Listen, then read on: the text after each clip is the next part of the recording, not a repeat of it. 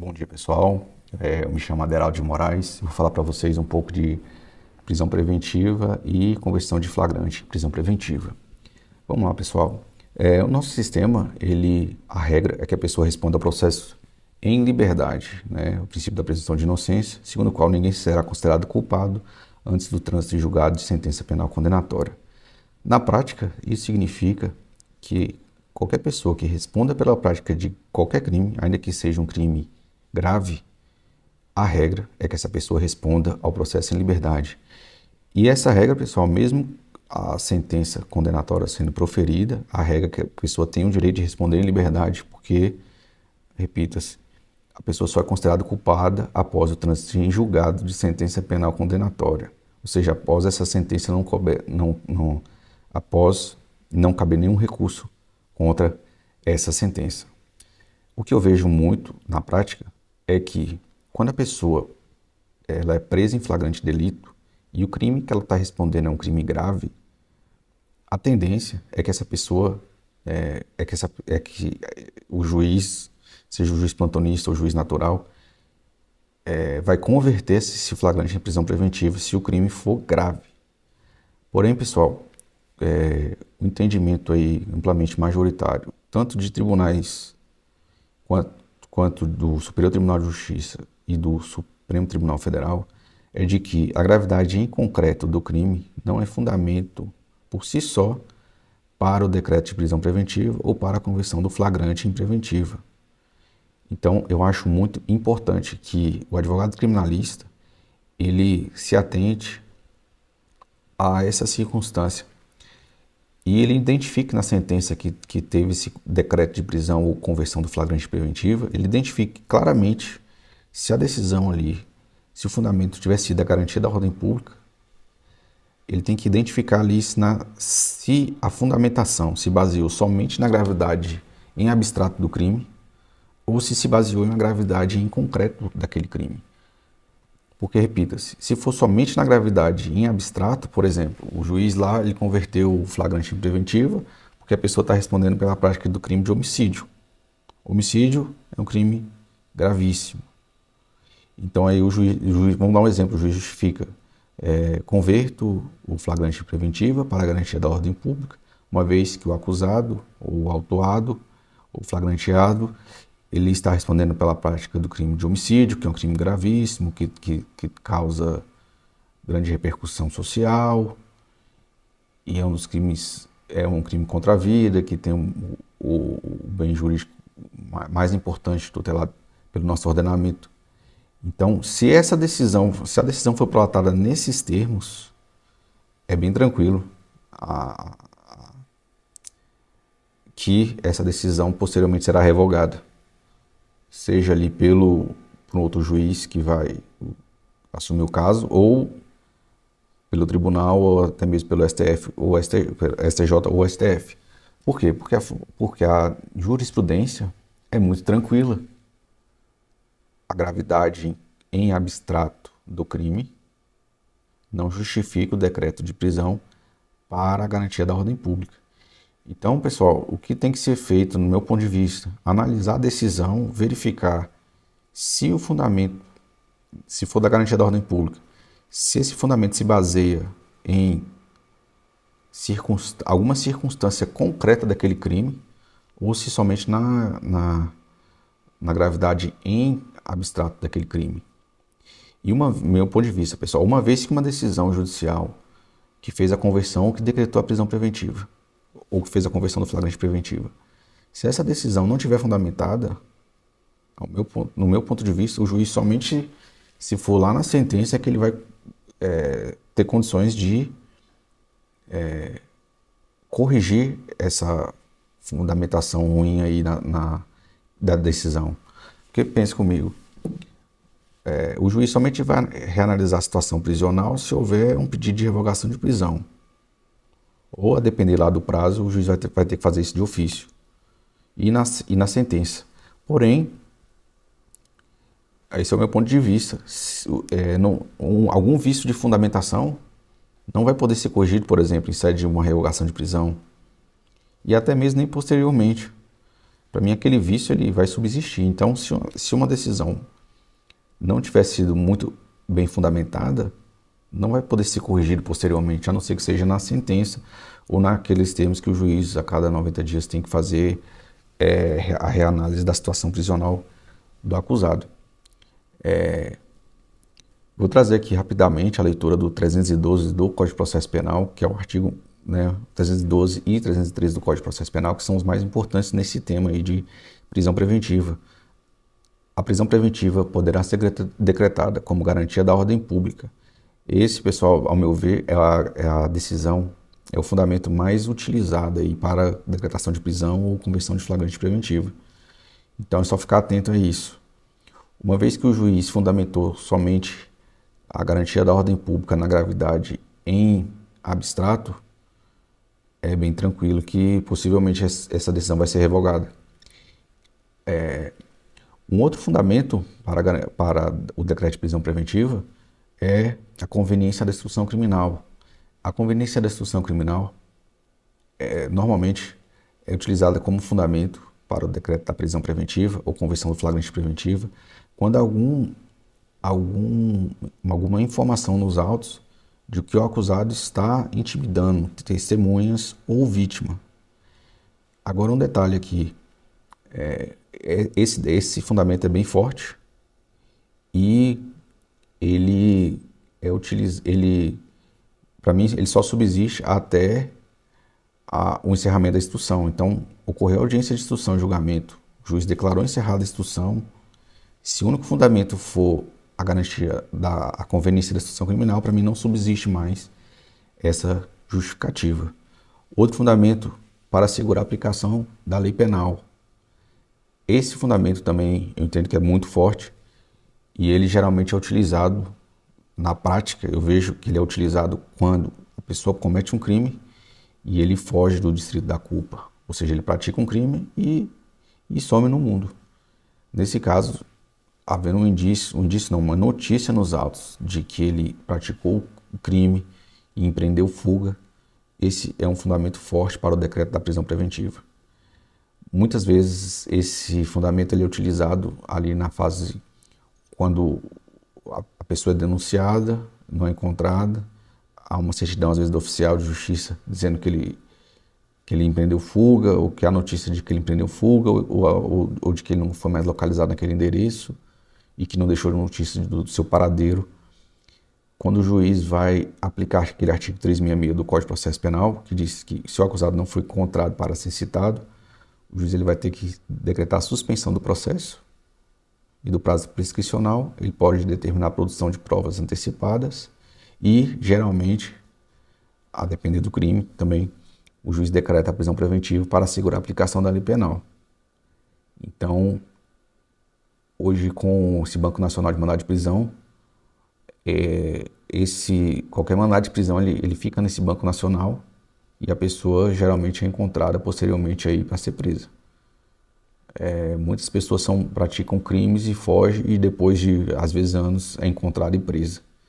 Então, um fundamento bem forte. E outro para garantia da ordem pública, que é mais utilizado nesses crimes para garantia da ordem econômica. Esse é um fundamento utilizado muito quando tem algum crime de repercussão econômica e não vejo muita aplicação desse fundamento. Como a garantia da ordem pública é o mais utilizado, eu quero enfatizar alguns pontos, pessoal. Como eu coloquei no início, somente se fundamenta se houver a gravidade concreta de um crime. Então, o juiz ele tem que trazer na decisão alguma circunstância fática que evidencie essa gravidade concreta do crime. Por exemplo, às vezes o crime foi praticado, ou, por exemplo, um crime de homicídio praticado à luz do dia, onde tinha várias pessoas, e essa circunstância fática gerou uma grande repercussão, porque a pessoa, às vezes, foi pega ali de emboscada. Ou seja, ele tem que trazer algum elemento fático que evidencie a gravidade concreta desse crime. Se não tiver isso, é bem tranquilo de ser revogada essa decisão posteriormente. mediante, às vezes, revogação de prisão ou de liberdade provisória ou de liberação de habeas corpus. E como eu falei, eu entendo que não é possível depois essa decisão ser consertada, esse vício de fundamentação. Para mim só seria possível na sentença, onde o juiz reanalise a situação prisional. Agora eu queria trazer umas questões, pessoal, de ordem prática. Por exemplo, às vezes o que acontece, que eu vejo muito, o juiz ele decreta a prisão preventiva ou converte o flagrante em prisão preventiva e logo em seguida o advogado ele apresenta um pedido de revogação de prisão preventiva para aquele mesmo juiz.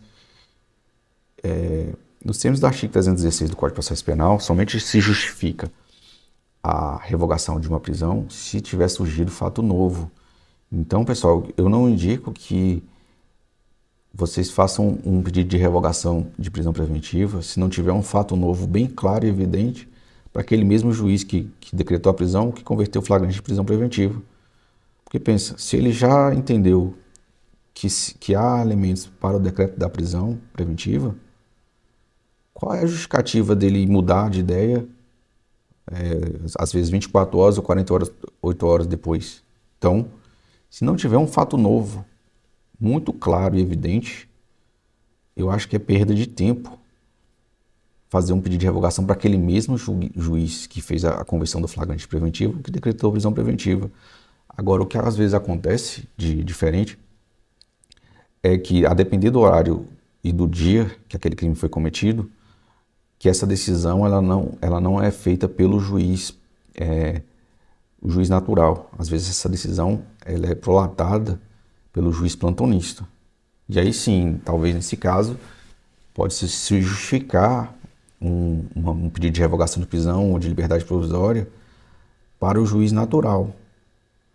Mas é interessante trazer sempre um fato novo. Porque às vezes, pessoal, dois juízes, eles podem ter visões diferentes, entendimentos diferentes sobre o mesmo fato.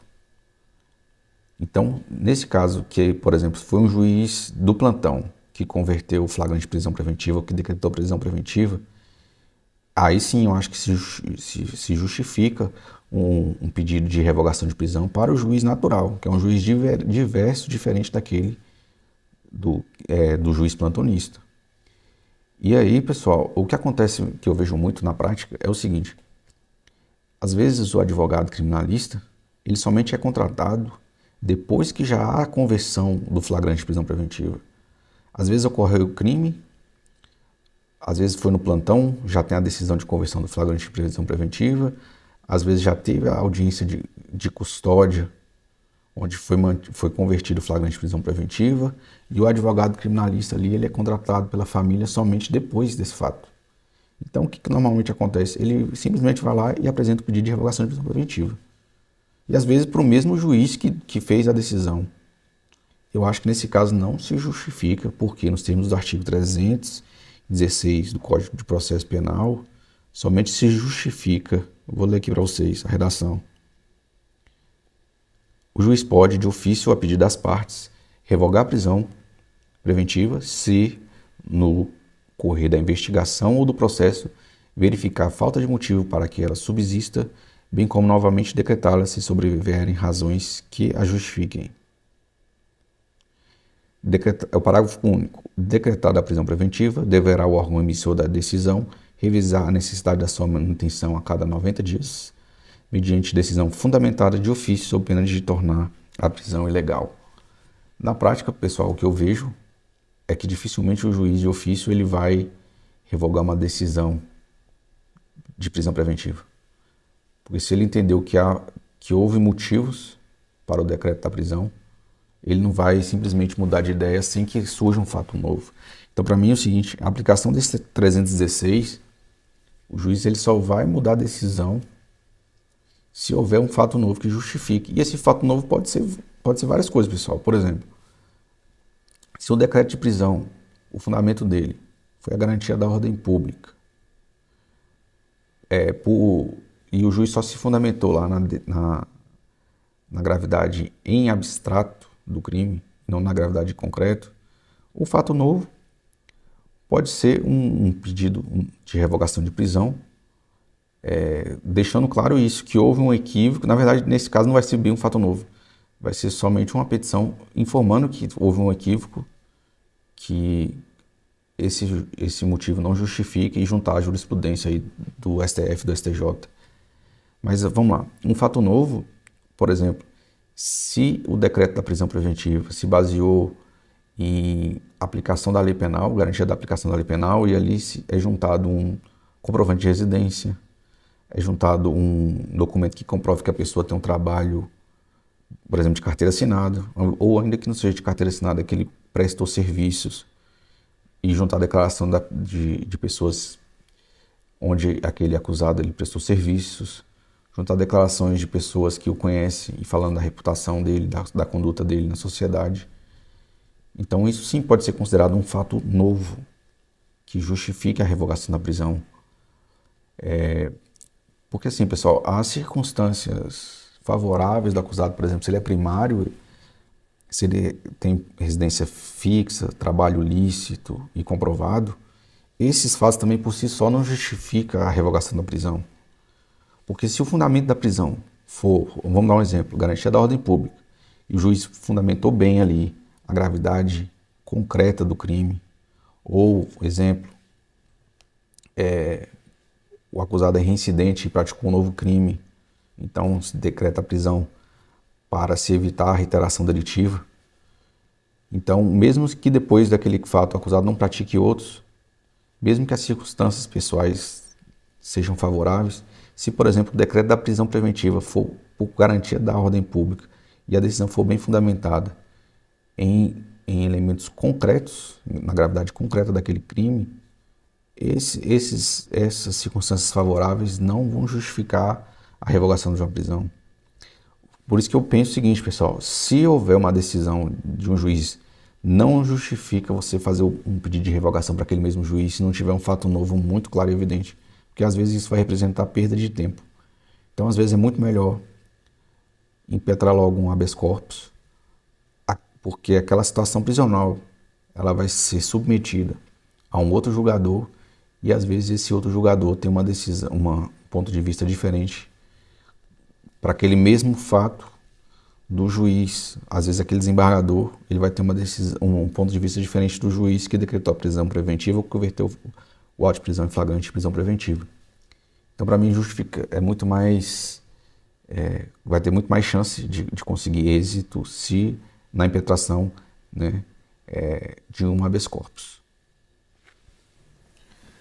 E para a impetração de habeas corpus é necessário que haja prova pré-constituída. Então, ao impetrar habeas corpus, é necessário que esse habeas corpus ele seja devidamente instruído com a decisão que decretou a prisão preventiva ou que converteu o flagrante em prisão preventiva. É necessário instruir esse habeas corpus com os documentos de identificação do acusado, comprovante de residência, comprovante de que exerce trabalho lícito. Se ele for primário, é interessante juntar certidões de antecedentes que comprovem que ele é primário, porque no habeas corpus não há como somente pode ser impetrado se tiver essas provas pré-constituídas, porque o julgador ali ele não vai pedir documentos. O que acontece na prática é que os desembargadores, muitas vezes, antes de apreciar aquele pedido, ele manda o juiz prestar informações e informar sobre a situação atual lá do processo, porque às vezes ele quer saber se tem algum excesso de prazo e ele requisita essas informações. Mas mesmo que haja, às vezes, essas requisições demoram um tempo, eu acho que é mais sensato do que pedir revogação de prisão preventiva para o mesmo juiz que converteu o flagrante em prisão preventiva. Então é isso, pessoal. Na prática, o que eu penso é o seguinte: é necessário que o advogado criminalista ele entenda exatamente, claramente, cada um desses fundamentos da prisão preventiva para ele fazer aquela leitura ali na decisão se há algum vício de fundamentação. E se houver, ele vai ter grandes chances aí de responder, de ser revogada essa decisão que decretou a prisão preventiva, converter o flagrante de prisão preventiva. Eu penso que uma das coisas mais importantes para o cliente, né, para um acusado, seja ele responder o processo em liberdade. Porque, a depender da pena que é fixada na sentença e se houver recurso que é nessa sentença que transitar em julgado, ou nesse acordo, enfim, às vezes, muitas vezes, a pessoa não vai ficar nem presa. Porque se o regime, por exemplo, for abaixo de 8 anos e ele não for reincidente, a pena ele vai ficar no regime, às vezes, semiaberto ou até mesmo aberto. E aí, a depender do estado, se não tiver local apropriado para ele ficar naquele regime semiaberto ou aberto, na prática, às vezes ele fica em casa e somente com a necessidade de recolhimento noturno, às vezes. Então, uma das coisas mais importantes que eu penso na advocacia criminal é o advogado realmente saber quais são os fundamentos da prisão preventiva e saber fazer essa leitura na decisão judicial e saber encontrar esses vícios e saber questioná-los. Então, por isso que eu quis trazer aqui essa questão da importância, que às vezes aparentemente é um detalhe, a diferença entre garantia da ordem pública, fundamentada na gravidade em abstrato e concreto, mas que traz uma grande repercussão prática na situação prisional do acusado. E eu vejo realmente que, às vezes, há sim decisões que justificam a garantia da ordem pública somente na gravidade em abstrato do crime. Como eu fiz uma referência ao artigo 316 do Código de Processo Penal, quero trazer aqui um julgado que eu achei muito interessante do Supremo Tribunal Federal sobre o artigo 316 do Código de Processo Penal. É um julgado de 8 de 2022, decisão do plenário ADI 6581 e ADI 6582 do DF. Essa decisão, esse julgado aqui do Supremo está no informativo número 1046 do STF. E é interessante esse julgado, pessoal, porque ele significa até uma mudança de entendimento. Só um breve resumo aqui do julgado diz o seguinte: o transcurso do prazo previsto no parágrafo único do 316 do Código de Processo Penal não acarreta automaticamente a revogação da prisão preventiva e, consequentemente, a concessão de liberdade provisória. Esse artigo 316, pessoal, diz o seguinte, é o parágrafo único que diz o seguinte: decretada a prisão preventiva,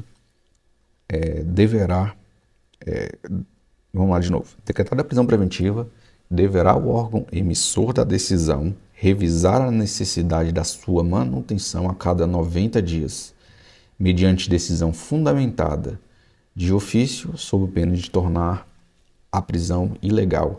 Então, a cada 90 dias, o juiz prolator ali, ele vai ter que revisar a prisão, né? E nos termos da lei, diz o seguinte: sob pena de tornar a prisão ilegal.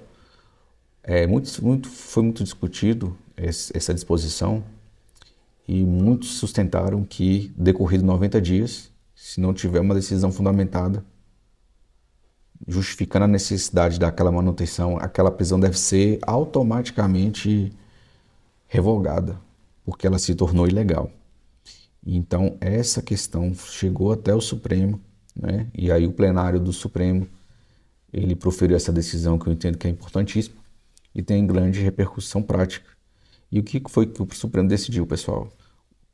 Decidiu isso, que o transcurso desse prazo de 90 dias, do 316 do CPP, ele não acarreta automaticamente a revogação da prisão e, consequentemente, a concessão de liberdade provisória.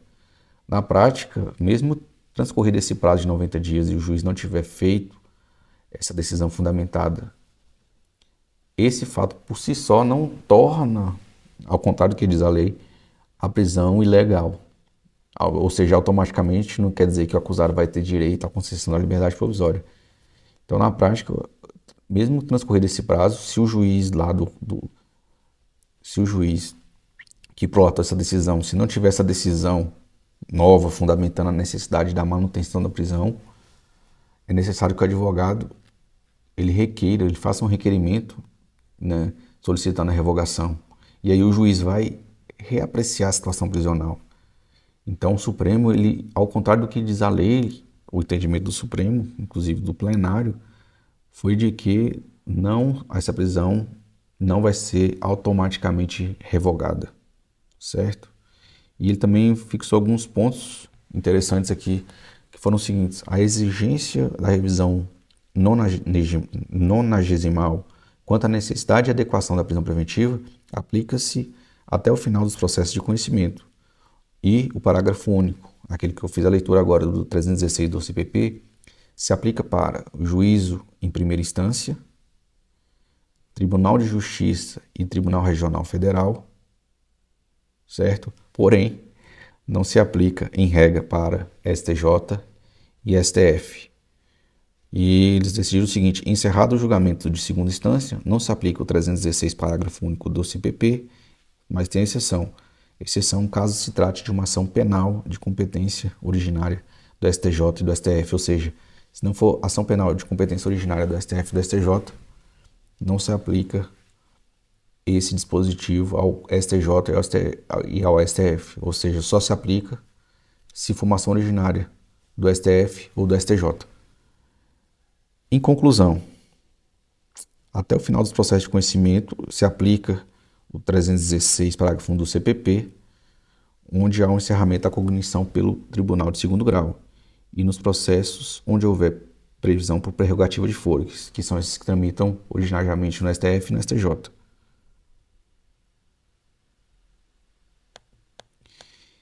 Então, pessoal, apesar dessa alteração que teve aí no 316, o juiz vai ter que reapreciar a situação prisional. E se ele não tiver feito, não vai ser automaticamente o acusado colocado em liberdade. Só quero trazer alguns pontos desse julgado que eu acho interessante.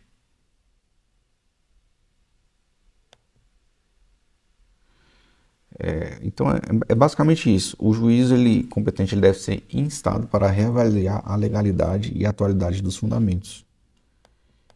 Então, pessoal, esse julgado não é tão interessante para os advogados criminalistas aí que querem a soltura, porque mesmo transcorrido esse prazo de 90 dias, na prática o juiz vai ter que ser instado para se manifestar sobre a necessidade da manutenção ou revogação da prisão preventiva. Eu também, pessoal, quero trazer alguns pontos que eu entendo serem importantes sobre esse tema prisão. Alguns pontos que eu quero trazer sobre minha experiência prática. Para quem não me conhece ainda, eu sou juiz de direito no TJ Bahia desde 2013 e antes disso atuei como analista judiciário, assessor de juiz no TJDF e também já exerci advocacia. Um ponto, como eu iniciei a fala, importantíssimo, é o acusado responder ao processo em liberdade. Porque na prática, como eu disse, muitas vezes, mesmo ele sendo condenado, essa sentença transitando em julgado, ele vai ficar solto. E às vezes acontece que o acusado fica preso durante a instrução e quando sai a sentença, ainda que condenatória, o juiz garante o direito dele responder em liberdade, porque às vezes o regime fixado na sentença, se for semiaberto ou aberto, é incompatível com a manutenção da prisão. Então, às vezes o acusado responde ao processo preso e quando sai a sentença, ele é condenado e o juiz revoga a prisão preventiva, sob o entendimento de que aquele regime fixado é incompatível com a manutenção da prisão preventiva. Há jurisprudência, pessoal, do STF, do STJ, de que o regime semiaberto e aberto é incompatível com a manutenção da segregação cautelar. Então, se eventualmente na sentença o juiz manteve a prisão em regime semiaberto ou aberto, pode procurar aqui a jurisprudência do STF e do STJ de que é incompatível. E por que incompatível? Porque, pense, ocorrendo o trânsito em julgado, ele vai ter um regime mais favorável do que aquele que ele está respondendo ali com uma sentença que nem transitou em julgado, então realmente para mim não justifica. E na prática, pessoal, se no estado que a pessoa for condenada ali, se não tiver estabelecimento adequado, às vezes até no semiaberto, a pessoa vai poder trabalhar, vai ter que trabalhar e vai poder ficar em casa durante a noite. Então, se a pessoa ficar em casa durante a noite, imagina a situação como é muito mais benéfica do que a pessoa responder ao processo preso. O que eu queria falar com isso é o seguinte, pessoal, às vezes é interessante avaliar, no caso concreto ali, a necessidade de fazer com que o processo tramite da forma mais rápida possível. Vamos dar um exemplo. Houve uma conversão de um flagrante de prisão preventiva por garantia da ordem pública. A decisão foi muito bem fundamentada em gravidade concreta do crime, ok? É possível sim impetrar habeas corpus e até é recomendável, sim, porque pode melhorar a situação prisional do acusado. Ele pode ser concedida aquela ordem de habeas corpus e revogada a prisão e expedido alvará de soltura. Porém, pessoal, se o processo chega até a sentença e você já sabe que a sentença ali, mesmo se o acusado for condenado, que aquela pena, por exemplo, vai ser abaixo de 8 anos e o acusado ele não é reincidente, às vezes é muito melhor tentar agilizar o máximo possível o trâmite do processo, porque uma vez sentenciado, você sabe que o acusado vai ser colocado em liberdade.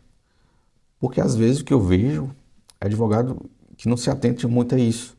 E às vezes, por exemplo, na audiência de instrução, às vezes faltou uma testemunha de defesa. E às vezes, para o acusado é muito melhor desistir da oitiva daquela testemunha, porque o processo vai se encerrar logo, do que ele insistir em depoimento e ter que remarcar a audiência por ausência de alguma testemunha de defesa. Só estou dando um exemplo. Porque às vezes as testemunhas de defesa não são testemunhas do fato. Geralmente, muitas vezes, a testemunha de defesa ela é rolada somente para falar da pessoa do acusado, que a pessoa nunca se envolveu em prática do crime, que tem uma conduta, uma reputação ilibada, que é trabalhador, que é pai de família, enfim. Mas não acrescenta muito na questão do fato. Então, o que eu estou falando é uma questão bem prática. Às vezes, é melhor agilizar o trâmite do processo, eventualmente desistindo de testemunha, de oitiva de testemunha que não foi localizada, porque uma vez sentenciado, você sabe que o acusado vai ser colocado em liberdade. E uma vez sentenciado, mesmo que depois essa sentença transite em julgado, ele não volte mais para a cadeia. Então, eu acho que esse tempo que a pessoa ali fica presa durante a instrução, é um tempo que não volta mais. Um dia na cadeia, aquele tempo não volta mais. E às vezes, a depender da conduta do advogado, esse processo pode ter um trâmite mais rápido. Vamos dar um exemplo. É feita a audiência de instrução e julgamento. Às vezes as alegações elas são feitas de forma oral ou por escrito. Às vezes o advogado de defesa, às vezes não sei, às vezes por insegurança, ele não quer fazer as alegações orais e justifica um pedido de alegações por escrito, dizendo que há complexidade da causa. Geralmente o juiz tende a deferir esses pedidos, a não ser que seja um fato muito, muito simples. Só que aí, pessoal, às vezes esse pedido de, de alegações finais por escrito, ele implica em um atraso da marcha processual. Porque às vezes, se as alegações finais são apresentadas de forma oral, ali na hora de instrução e julgamento, o Ministério Público apresenta as alegações finais orais, a defesa apresenta as alegações finais orais e já vai para o juiz prolatar a sentença. Às vezes, só esse pedido de apresentar as alegações finais por escrito, alegando complexidade da causa, isso vai atrasar o processo, a marcha do processo, às vezes em 15 dias, porque aí o processo ele vai ter que abrir vista às partes, né, um prazo comum, assim, vai ter que abrir, prazo sucessivo, e esse atraso, às vezes, significa 30 dias, 60 dias. Então, veja a importância de um detalhe, o que pode significar na vida do acusado. Então, pessoal, eu acho que são duas linhas aqui. Primeiro, tentar se garantir a revogação da prisão, às vezes por impetração de habeas corpus, né, que deve ser bem instruído, com prova pré-constituída. E se o crime que o acusado está respondendo, ele possivelmente a pena for abaixo de 8 anos, ele não for reincidente, você saber que ele vai ser, que a sentença vai ser em regime semiaberto ou aberto, tente agilizar o máximo possível a instrução processual. Claro, sem prejudicar o acusado. Por quê? Porque possivelmente, ainda que condenado, ele não vai voltar para a cadeia, para a prisão. E eu acho que isso é a linha de atuação mais importante do advogado criminal, é garantir que o acusado não fique preso. E se ficar preso, que ele saia o mais rápido possível. Então, se não puder ser evitada a prisão, se não puder ser revogada essa decisão que decretou a prisão, ou que converteu o flagrante preventivo, que pelo menos agilize o máximo possível o processo para encerrar. Então, às vezes, diligenciar junto ao cartório pedindo a marcação da audiência de instrução, apresentar uma resposta à acusação de forma mais sucinta, mais simples. É claro que tem as hipóteses de absolvição sumária, mas geralmente as hipóteses de absolvição sumária, pela minha experiência prática, elas exigem ali a oitiva de testemunhas, exige que se entre no mérito do fato. Isso aí só é possível por ocasião da sentença. Então, às vezes é melhor, nesse hipótese que eu estou falando, apresentar uma alegação, uma resposta à acusação simples, onde que somente se apresenta a defesa, as testemunhas, se arrola as testemunhas, porque às vezes, se levantar entre aspas, forçar uma alegação de uma preliminar, o juiz, antes de decidir aquilo ali, ele vai abrir vista ao Ministério Público, ou seja, vai atrasar mais ainda a marcha processual. Então, eu vejo dessa forma, pessoal. Se não for o caso, realmente, você já perceber que não tem uma preliminar ali forte, apresente uma resposta à acusação mais simples possível, porque isso vai permitir que o juiz desde logo, marque logo a audiência de instrução e julgamento, apresenta as alegações finais orais, tenta agilizar com o cartório ali para marcar logo a audiência, então busque logo o encerramento do processo. Porque às vezes essa atuação vai ser a melhor possível para o acusado, porque, repito, na sentença, se o regime for semiaberto ou aberto, o juiz vai soltar o acusado, vai garantir o direito dele de responder em liberdade. Se ele não fizer isso, há jurisprudência do STF e do STJ que entendem que o regime semiaberto, não só aberto não, o regime aberto e o semiaberto são incompatíveis com a manutenção da segregação cautelar. Então é isso, pessoal, espero que tenha ajudado e conte com a gente. Um grande abraço.